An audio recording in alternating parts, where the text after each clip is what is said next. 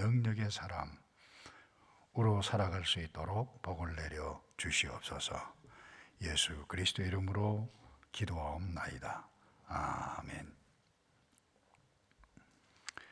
우리 오늘은 마태복음을 봅니다. 마태복음 1장 18절에서 25절까지 말씀을 봅니다. 마태복음 1장 18절입니다. 예수 그리스도의 나심은 이러하니라. 그의 어머니 마리아가 요셉과 약혼하고 동거하기 전에 성령으로 잉태된 것이 나타나더니 그의 남편 요셉은 어려운 사람이라. 그를 드러내지 아니하고 가만히 끊고자 하여 이 일을 생각할 때 주의 사자가 현명하여 이르되 다윗의 자손 요셉아 너 아내 마리아 데려오기를 무서워하지 말라. 그에게 잉태된 자는 성령으로 된 것이라. 아들을 낳으리니 이름을 예수라 하라. 이는 그가 자기 백성을 그들의 죄에서 구원할 자이심이라 하니라. 이 모든 일이 된 것은 주께서 선지자로 하신 말씀을 이루려 하심이니 이르시되 보라 처녀가 잉태하여 아들을 낳을 것이요 그 이름을 임마누엘이라 하리라 하셨으니 이를 번역한즉 하나님이 우리와 함께 계시다 함이라. 요셉이 잠에서 깨어 일어나 주의 사자의 분부대로 행하여 그의 아내를 데려왔으나 아들을 낳기까지 동침하지 아니하더니 낳음의 이름을 예수라 하니라. 아멘. 우리 마태복음인데요.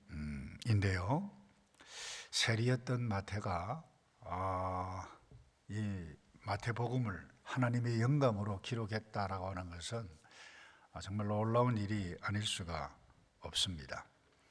특별히 마태복음은 시리아 안디옥 그 지역에 있는 교회라고 볼 수 있죠. 유대인 성도들에게 특별히 주된 독자였다고 학자들은 이야기를 하는데 언제 기록이 되어졌느냐? 예루살렘 멸망이 AD 70년입니다.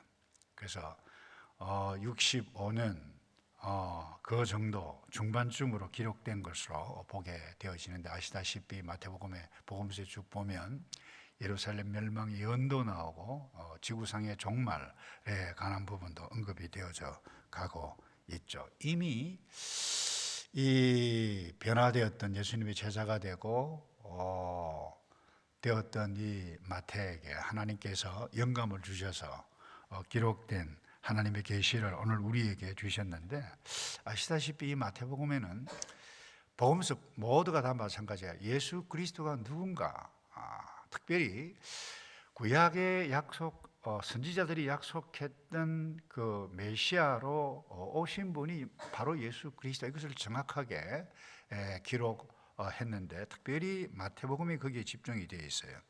그리고 하나님의 나라가 무엇인가 뿐만 아니라 제자도 또 이어가서 제자도의 끝은 선교적인 사명, 마태복음 28장에 보면 모든 민족 제자로 삼아라. 가서 하나님 또 성령님, 예수님 성령님께서 함께 하실 것이다. 이것으로 맺고 있는데요. 오늘 이 본문에는 어제 본문에 보면 마태복음 1장 1절에 17절까지는 여러분들이 아시다시피 그 예수님의 그 계보, 그러니까 족보죠. 시작하는데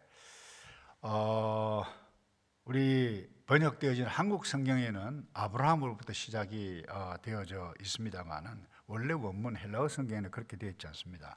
예수 그리스도, 다윗, 아브라함의 세계라 이렇게 해서 족보가 기록이 되어져 있습니다.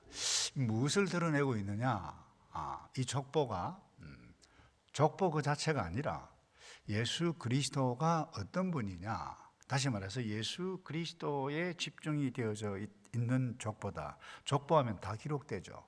또 유대 문화에서는 족보 여자들 등장하지 않습니다. 그런데 여자들도 등장하고 또 그것도 이 세 14대 3등분을 하게 되어지는데 이 모든 것이 족보가 중요한 것이 아니라 예수 그리스도 그분이 누구이고 어떻게 이 땅에 오셨는가, 거기에 포커스를 두어서 이 족보가 기록이 되어져 있다. 제가 조금 전에 말씀을 드렸는데 이 히브리 문화, 또 한국 문화도 마찬가지예요. 족보, 이 여자들 남자 중심이지 이 여자들 등장하지 않는데 그것도 이방 여인이 등장합니다. 라합이 등장하고 룻이 등장하고 또 도덕적이지 못한 다말 이렇게 등장하게 되어지는데 왜 그러느냐? 제가 좀 전에 말씀드렸습니다만 모든 민족, 모든 사람을 구원하시기 위해서 오신 그분이 바로 나사렛 예수 그리스도다. 족보 이야기하고 그분이 어떤 말씀을 하셨는가, 그분이 어떻게 사셨는가, 그분이 무엇을 약속해 주셨는가, 이와 같은 것을 그야말로 28장에 숨가쁘게 기록한 것이 마태복음인데, 이 오늘 족보에서 우리가 얻을 수 있는 교훈 두 가지만 좀 나누어 가기 원하는데, 그게 보면 하나님의 은혜가 임했다는 겁니다. 한번 보세요. 아브라함, 하나님의 은혜가 아니면 그 우상의 도시에서 나올 수가 없었어요. 그러니까 하나님의 은혜가 임해서 선택함을 입고 나왔다. 하나님의 은혜. 또 하나 다윗의 계보 이야기하는데, 여러분 이새의 아들 가운데 어떻게 보면 막내고 어떻게 보면 별 볼 일 없는 형들과 비교해 보면 정말 큰 제목감이 되지 못한 다윗이 어떻게 됩니까? 왕이 됩니다. 그것도 이스라엘 오고 오는 지금까지 모든 이스라엘 사람들이 존경하는 왕이 되었다. 이건 하나님의 은혜가 아니면 이해가 해석이 안 되는 그런 부분입니다. 또 하나 이 라합이 이 여리고성에 있었던 라합 이 정탐꾼을 숨겨주고 돕는다. 이 상상도 할 수 없습니다. 특별한 하나님의 은혜가 임해서 그렇게 된 것이라는 거죠. 또 하나 이 다말 여자 나오는데 참 이 속여가지고 변장을 내가지고 시아버지와 관계를 맺어서 이 아들들을 낳게 되어지는데 쉽게 이야기하면 돌에 맞아 죽어야 할 존재입니다. 그런데 그렇게 되지 않아요. 그래서 은혜가 임해서 살아남게 되고 메시아 계보 족보 안에 들어온다. 이건 놀라운 일입니다. 그래서 하나님의 은혜가 임하면 집안, 배경, 어제가 어떤 존재였다 상황과 관계없이 다른 사람을 돕고 선한 영향력을 베풀어가고 세워가는 이와 같은 왕들이 되고 쓰임받는 사람이 되어진다. 하나님은, 그런데 중요한 것은 우리가 깨달아야 할 부분, 지난주에도 말씀을 나눴습니다만 모든 사람에게 또 다시 오셔서 실패해도 은혜를 베푸시는 그분, 다시 말해서 기회를 주시는 분이다. 더 중요한 것은 오늘 18절 이하에 마리아, 이제 이 정혼한 이 요셉, 결혼도 하지도 않았는데 이 약혼녀가 부부와 아내가 될 사람이 임신을 했다. 여러분 이해가 될 수 없는 부분입니다. 그 당시로서는 더더군다나 남자와 관계를 하지 않았는데 이렇게 임신했다라고 하는 사실, 충격이죠. 그래서 임신할 것이라고 말씀을 들은 것도 은혜지만 또 충격받아서 어떻게 그와 같은 일들이 있겠습니까? 라고 했을 때, 설명을 했을 때 받아들이는 이것 자체도 은혜고, 또 이 소식을 들었던 이 요셉 얼마나 그 충격이에요. 정리하려고 했는데 다시 말씀이 임해서 너 성령으로 잉태되어진 것인데 아들을 이름을 예수라 하라, 이 말씀을 듣게 되어진 것, 이게 다 은혜라고 하는 부분입니다. 은혜가 아니면 이와 같은 일들이 일어날 수 없다라고 하는 부분. 그래서 더 중요한 것은 나 같은 죄인을 살리시기 위해서 이 땅에 오신 예수 그리스도, 그분이 내가 믿어졌다. 오늘 저와 여러분들이 새벽 기도회를 하기 위해서 나온 여러분들, 와, 내가 이 자리에 앉아 있다. 이건 하나님의 은혜가 아니면 여기에 있을 수 없었다. 기적 중에 기적이 하나님께서 은혜가 인간 사회에 나에게 구원으로 임했다. 기적 멀리 찾아볼 필요 없습니다. 저만 보더라도 그래요. 예수 믿을 집안이 아닙니다. 근데 하나님 은혜가 임하니까. 우리 한 전도사님, 저희 형님이 주일날 놀러 가는데 친구더라고. 그 교회에서 소풍을 와서 야외에. 그 전도사님이 저희 형님을 이렇게 와서 함께 지내자고 수건 돌리기 하다가 그 다음부터 교회 나가고 제가 형님 뒤를 이어서 나가게 되어졌는데 저희들이 많이 맞았어요. 불교 집안에다가 저희 어머님은 저희 형님 누님인데 맨 큰 아들이 태어나는데 두 돌도 안 돼서 죽었다 그러더라고요. 근데 절에서 불공들이 가서 난 아들이 교회를 가니까 한 집안에, 제가 그렇게 많이 들었던 이야기, 한 집안에 두 종교 있으면 집안 망한다더라. 저희 어머니 이야기가. 근데 그 형님 때문에 예수를 믿게 되어지고 이렇게 되어진 거 진짜 생각하면 하나님의 은혜가 아니면 여러분들이 구원 얻은 부분, 교회에 나오게 되어진 부분 다 마찬가지일 거예요. 하나님의 은혜가 되어지면, 은혜가 임하게 되어지면 믿어지고 예수가 믿어진다. 이건 하나님의 은혜가 임하지 않으면 그건 불가능합니다. 교회 아무리 다녀도 하나님의 은혜가 임하지 않으면 믿어지지가 않아요. 그러니까 수십 년 다녔다가 늦게 여기에 와서 다시 복음을 듣고 믿게 되어지는 부분이 한두 사람이 아닙니다. 그래서 은혜가 복이고, 은혜가 임하면 내가 누군지를 깨닫게 되어지고 예수가 믿어진다. 그래서 기적 중에 기적은 저와 여러분이 예수를 믿는 것이다.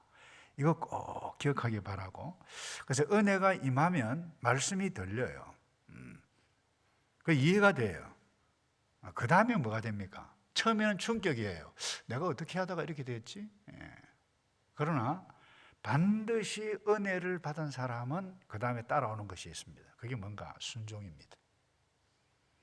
그래서 마태복음 1장에 이 족보와 예수님의 탄생 예고를 통해 주시는 또 하나의 깨달음은 순종하는 것입니다. 자 보세요. 마리아에게 하나님의 사자가 너 임신할 것이다. 이 충격이죠. 그런데 은혜가 임하니까 주의 계집종에게 주의 말씀대로 이루어지이다. 이 놀라운 표현이에요. 순종이죠. 그러니까 하나님의 사자에게 또 오늘 저와 여러분들이 예배를 드리고 말씀을 들어도 저는 사람도 있죠. 한쪽 귀로 듣고 한쪽 귀로 흘리고 보내는 사람이 있어요.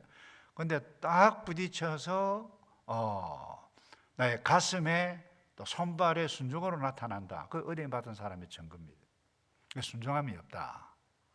자기 잘난 맛에 산다. 죄송한데 하나님의 은혜 임해야 해 가야 할 사람들이라고 봅니다. 하나님의 음성 말씀이 들려진다고 해서 다 순종하는 것 아니에요. 하나님의 은혜가 임해야 됩니다. 그래서 구원과 새로운 믿음의 세계를 경험하기 위해서는 반드시, 그래서 여러분들이 오늘 아침에 내가 어떤 부분을 지금 순종해 왔는가, 내가 예수가 믿어진다, 이것만큼 더 중요한 순종은 없습니다. 그런데 더 구체적으로 우리가 더 깊은 믿음의 세계로 들어가려면 주님, 내가 오늘 순종해 가야 할 부분이 무엇입니까? 그거 생각해 가야만 할 것입니다. 그래서 오늘 본문의 24절, 요셉이 잠에서 깨어 일어나 주의 사자의 분부대로 행하여 그의 아내를 데려왔으나 아들을 낳기까지 동침하지 아니하더니. 여러분, 우리가 익숙한 본문이기 때문에 그냥 썩 지나갈 수 있습니다만 인간적으로 한번 생각해 보세요. 젊디 젊은 청년입니다. 결혼했어요. 근데 아내를 가까이 하지 않았다라고 하는 부분은 놀라운 것입니다. 이게 순종이죠. 또 하나 그러잖아요. 이 예수님의 탄생 그 방법과 과정을 한번 보세요. 선명하게 이야기했어요. 너 아내가 임신한 것은 사람 때문에 된 것이 아니라니까. 성령으로 잉태되었다라고 하는 것을 선명하게 말씀해 가고 있어요. 오늘날만 같아도 이해가 될 수 있을 거예요. 왠가하면 남자 여자 관계하지 않아도 임신할 수 있어요. 과학이 워낙 발달되어서 말이죠. 인간 자연적인 생물학적 방법이 아니라 어떤 놀라운 능력, 신의 능력, 하나님의 능력으로 잉태되어진다. 그 당시로는 정말 이해하기 쉽지 않습니다. 다시 말해서 제가 말씀드리고 싶은 것은 은혜가 임하고 믿음의 사람이 아니면 이 순종하게 이와 같은 말씀을 받아들이기 거의 불가능하다라고 하는 부분입니다. 요즘 같으면 그래요. 사람도 시험관 애기 인간 복제까지 다 하는 이 세상인데 여러분 온 우주 만물을 주인이신 그 하나님 상식적으로 조금만 생각해 보면 자연스럽게 이성적으로라도 리저너블하게 받아들일 수 있는 상황이에요. 그러나 이때는 달랐어요. 그럼에도 불구하고 하나님의 사자가 말씀하실 때 순종했다, 동침하지 아니했다, 놀라운 것입니다. 그래서 오늘 아침에 말씀을 정리하겠는데요, 두 가지 단어 꼭 마음에 담았으면 좋겠습니다. 은혜입니다. 하나님의 은혜가 임하면 나의 그 어떤 고난, 어려움, 큰 사고를 만나도 처음에 당황하지 않는 사람 아무도 없어요. 이겨냅니다. 그러니까 은혜가 있는 사람은 순종합니다.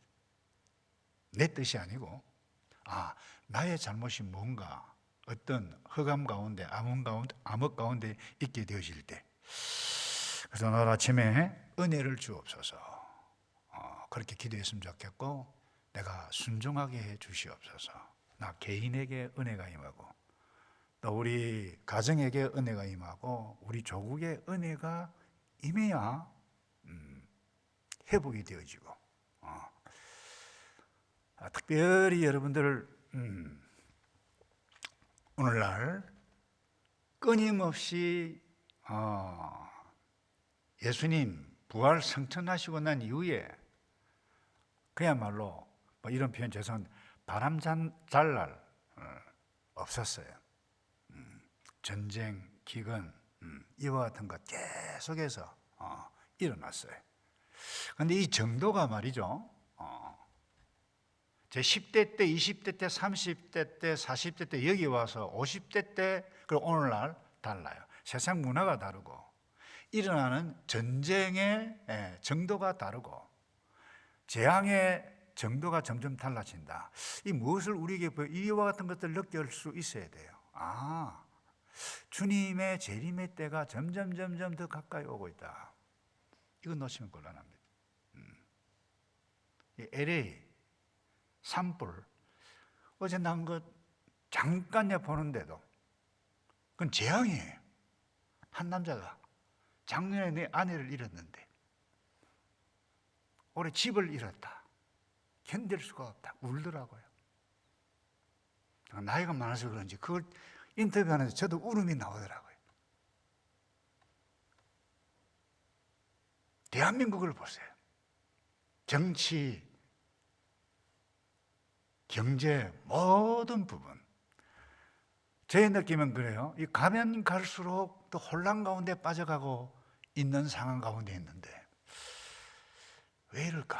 오늘 아침에 하나님 은혜를 주십시오. 내 개인에게, 우리의 조국에게, 우리 교회에, 나에게 은혜가 임하게 되어지면 캄캄했던 어두움이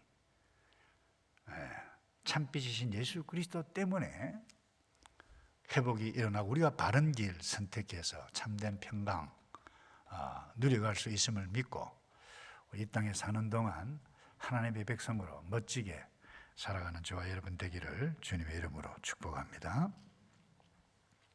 우리 조금 전에 불렀던 찬송